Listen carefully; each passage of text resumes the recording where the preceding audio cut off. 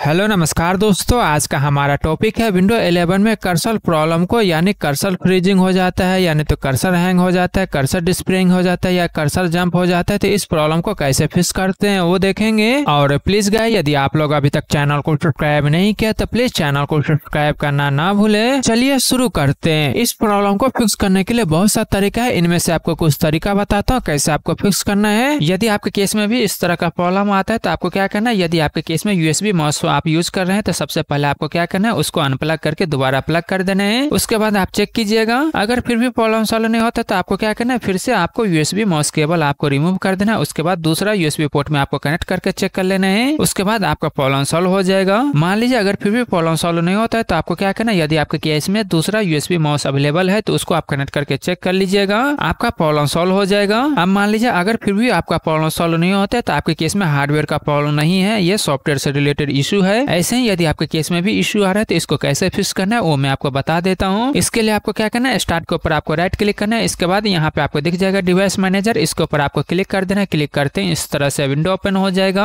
अब मान लीजिए यदि आपके केस में ये माउस कर्सर काम नहीं करता है तो कैसे आप इस विंडो को ओपन करेंगे वो मैं आपको बता देता हूँ। इसके लिए बहुत सारा सोल्यूशन है, वो मैं आपको बता देता हूँ। सबसे पहले आप क्या कीजिएगा, आपके केस में F6 यानी तो F7 आप प्रेस कीजिएगा तो टच पैड ओपन हो जाएगा, यानी वो इनेबल हो जाएगा। यानी आप टच पैड को इनेबल कर लीजिएगा, F6 प्रेस करके या F7 प्रेस करके टच पैड आपको इनेबल कर लेना है। यानी तो आप क्या कीजिएगा, कीबोर्ड में आप विंडो की प्रेस कीजिएगा तो प्रेस करते हैं इस तरह से ये विंडो ओपन हो जाएगा। अब आपको यहाँ पे टैप कर देना है टच पैड, इस तरह से टैप कीजिएगा टच पैड टैप करते हैं यहाँ पे आपको टच पैड दिख जाएगा। यदि आपके केस में टच पैड अवेलेबल होगा तो, मेरे केस में डेस्कटॉप है इसलिए यहाँ पे अवेलेबल नहीं है, इसलिए यहाँ नहीं दिख रहा है। आपके केस में यहाँ पे टच पैड दिख जाएगा। उसके बाद आपको क्या करना है, यहाँ पे इंटर प्रेस कर देना है। इंटर प्रेस करने के बाद आपको क्या करना है, वो विंडो ओपन हो जाएगा। ओपन करने के बाद आपको क्या करना है, टैब बटन प्रेस करके आप इसको ऑन कर लीजिएगा, यानी टर्न ऑन कर लेना है। तो इस तरह से कर सकते हैं। यानी तो एक और तरीका है वो भी मैं आपको बता देता हूँ। मान लीजिए ये मैंने आपको कीबोर्ड से इसको ओपन करके दिखाया हूँ, अभी आपको मैं बिना कीबोर्ड से आपको इसको ओपन करके दिखाता हूँ। इसके लिए आपको क्या करना है, कीबोर्ड से विंडो आपको प्रेस कर देना, प्रेस करते हैं इस तरह से विंडो ओपन हो जाएगा। अब आपको यहाँ पे टैप कर देना डिवाइस मैनेजर टैप करते हैं, यहाँ पे आपको फर्स्ट ऑप्शन दिख जाएगा, इसके ऊपर आपको क्लिक कर देना। क्लिक करते हैं इस तरह से यहाँ पे डिवाइस मैनेजर ओपन हो जाएगा। तो इस तरह से आपको डिवाइस मैनेजर ओपन कर लेना है। दोनों तरीके में से किसी एक तरीके से इसको आपको ओपन कर लेना है। ओपन करने के बाद आपको क्या करना है, यहाँ पे आप टैब बटन प्रेस कीजिएगा। इस तरह से आप टैब बटन प्रेस करेंगे तो यहाँ पे सिलेक्शन हो जाएगा। इसके बाद आपको क्या करना है, एरो बटन से यहाँ पे आपको ऊपर नीचे करना है। क्या करना है, एरो बटन से आप ऊपर नीचे कीजिएगा तो यहाँ पे आपको सिलेक्शन दिख जाएगा।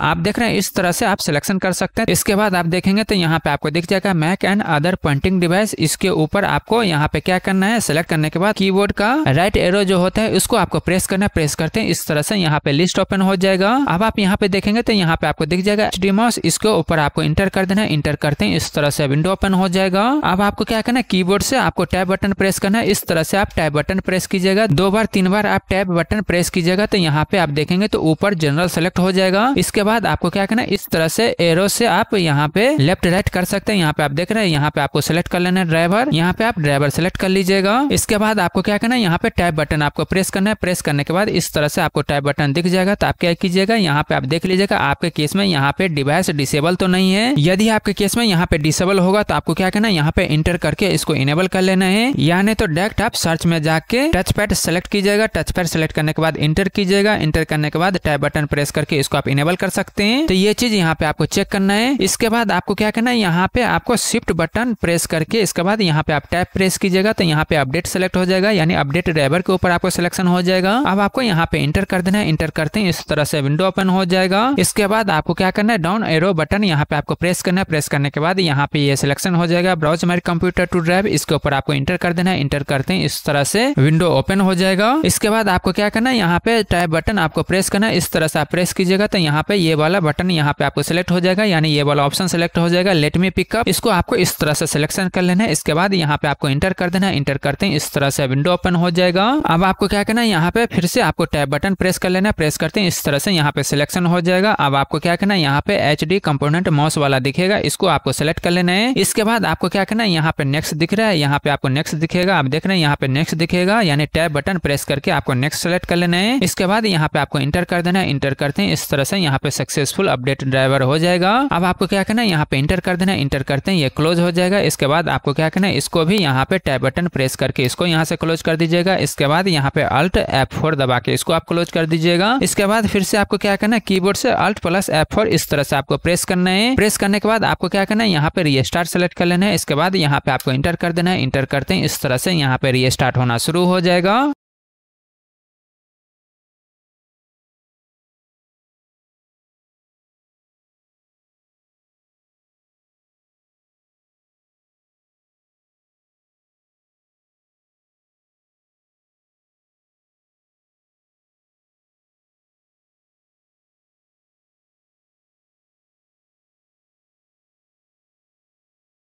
रीस्टार्ट होने के बाद अब आप यहाँ पे चेक कर सकते हैं आपके केस में जो ये प्रॉब्लम आ रहा था ये प्रॉब्लम फिक्स हो गया होगा। अब मान लीजिए अगर फिर भी आपका प्रॉब्लम सॉल्व नहीं होता है तो आपको क्या करना है, नेक्स्ट स्टेप आपको ट्राई करना है। नेक्स्ट स्टेप ट्राई करने के लिए आपको क्या करना है, यहाँ पे आपको कंट्रोल पैनल दिख जाएगा। आपको क्या करना है, या तो आप यहाँ से कंट्रोल पैनल ओपन कर सकते हैं या नहीं तो आप यहाँ पे सर्च करके भी आप कंट्रोल पैनल ओपन कर सकते हैं। दोनों में से कहीं से भी क्लिक करके आप कंट्रोल पैनल ओपन कर लीजिएगा। ओपन होने के बाद यदि आपके केस में इस तरह से नहीं दिखता है तो आपको क्या करना है, यहाँ पे क्लिक करके लाल आइकन के ऊपर सेलेक्ट कर लेना है। सेलेक्ट करने के बाद आपके केस में इस तरह से दिखना शुरू हो जाएगा। अब आपको यहाँ पे दिख जाएगा माउस। आप देखेंगे तो यहाँ पे आपको माउस का आइकन दिख जाएगा। इसके ऊपर आपको क्लिक कर देना है। क्लिक करते हैं इस तरह से विंडो ओपन हो जाएगा। या तो आप इस तरह से ये वाला विंडो ओपन कर सकते हैं। यदि आपके केस में विंडो 11 होगा, विंडो 10 होगा तो भी इस तरह से ये विंडो आप ओपन कर सकते हैं। यदि आपके केस में विंडो 11 है तो विंडो 11 में ये विंडो ओपन करने के लिए दूसरा तरीका भी है, वो भी मैं आपको बता देता हूँ। इसके लिए आपको क्या करना है, यहाँ पे स्टार्ट दिख रहा है, इसके ऊपर आपको राइट क्लिक करना है। इसके बाद यहाँ पे आपको सेटिंग दिख जाएगा, इसके ऊपर आपको क्लिक कर देना है। क्लिक करते हैं इस तरह से विंडो ओपन हो जाएगा। अब आप यहाँ पे लेफ्ट साइड में देखेंगे तो यहाँ पे आपको दिख जाएगा ब्लूटूथ एंड डिवाइस। इसके ऊपर आपको क्लिक कर देना है। क्लिक करते हैं इस तरह से विंडो ओपन हो जाएगा। अब आप यहाँ पे देखेंगे तो यहाँ पे आपको दिख जाएगा माउस। इसके ऊपर आपको क्लिक कर देना है। क्लिक करते हैं इस तरह से विंडो ओपन हो जाएगा। अब आप यहाँ पे देखेंगे तो यहाँ पे आपको दिख जाएगा एडिशनल माउस सेटिंग। इसके ऊपर आपको क्लिक कर देना है। क्लिक करते हैं इस तरह से विंडो ओपन हो जाएगा। तो ये वाला विंडो आप यहाँ से भी ओपन कर सकते हैं या नहीं तो आप कंट्रोल पैनल से भी ओपन कर सकते हैं। दोनों में से कहीं से भी ये विंडो आपको ओपन कर लेना है। तो इस तरह से आपको दोनों में से कहीं से भी ये वाला विंडो आपको ओपन कर लेना है। ओपन करने के बाद अब आप यहाँ पे देखेंगे तो यहाँ पे आपको दिख जाएगा पॉइंटर ऑप्शन। इसके ऊपर आपको क्लिक कर देना है। क्लिक करते हैं इस तरह से विंडो ओपन हो जाएगा, यानी ये ऑप्शन आपको दिखना शुरू हो जाएगा। अब आप यहाँ पे देखेंगे तो यहाँ पे आपको लिखा हुआ दिख जाएगा मोशन। अब आप यहाँ पे देखेंगे तो यहाँ पे आपको टिक मार्क लगा हुआ दिख जाएगा, यहाँ पे लिखा हुआ होगा इनहेंस पॉइंटर। तो आपको क्या करना है, यदि आपके केस में यहाँ पे टिक मार्क है तो आपको क्या करना है, इसको यहाँ से अनटिक कर दीजिएगा। आपको क्या करना है, यदि आपके केस में यहाँ पे टिक मार्क है तो आपको क्या करना है, इसको अनटिक कर देना है। इसके बाद आपको क्या करना है, यहाँ पे अप्लाई पे क्लिक कर देना है। इसके बाद यहाँ पे आपको ओके पे क्लिक कर देना है। ओके पे क्लिक करने के बाद अब आप चेक कर सकते हैं आपके केस में जो ये प्रॉब्लम था ये प्रॉब्लम फिक्स हो गया होगा। अब मान लीजिए अगर फिर भी आपका प्रॉब्लम सॉल्व नहीं होता है तो आपको क्या करना है, नेक्स्ट स्टेप आपको ट्राई करना है। इसके लिए आपको क्या करना है, फिर से कंट्रोल पैनल में आपको आ जाना है, या नहीं तो दूसरा तरीका जो बताया था उस तरीके से आपको माउस का जो एडवांस ऑप्शन था ये वाला ऑप्शन यहाँ पे क्लिक करके ये विंडो आप ओपन कर लीजिएगा। ओपन होने के बाद अब आपको क्या करना है, फिर से यहाँ पे पॉइंटर ऑप्शन के ऊपर आपको आ जाना है। यहाँ पे क्लिक कीजिएगा तो ये सारा ऑप्शन यहाँ पे आपको दिख जाएगा। इसके बाद आप देखेगा तो यहाँ पे आपको ये वाला ऑप्शन आपके केस में भी यहाँ पे टिक मार्क लगा हुआ दिख जाएगा, हाइड पॉइंटर। तो आपको क्या करना है, यहाँ पे इसको अनटिक कर देना है। आपको क्या करना है, यदि आपके केस में ये टिक मार्क है तो आपको क्या करना है, इसको अनटिक कर देना है। इसके बाद आपको क्या करना है, अप्लाई पे क्लिक कर देना है। इसके बाद यहाँ पे आपको ओके पे क्लिक कर देना है। ओके पे क्लिक करने के बाद अब आप इस विंडो को यहाँ से क्लोज करके चेक कर सकते हैं आपके केस में जो ये प्रॉब्लम आ रहा था ये प्रॉब्लम फिक्स हो गया होगा। तो इन सारे तरीके में से कोई एक तरीका आप करके ट्राई कर लीजिएगा, आपके केस में जो भी प्रॉब्लम आ रहा था ये प्रॉब्लम फिक्स हो गया होगा। और आप कमेंट सेक्शन में जाके जरूर कमेंट करके बोलिए आपका प्रॉब्लम किस मेथड से आपका सॉल्व हुआ है। और प्लीज गाइस चैनल को सब्सक्राइब करें, लाइक करें, शेयर करें। Thank you.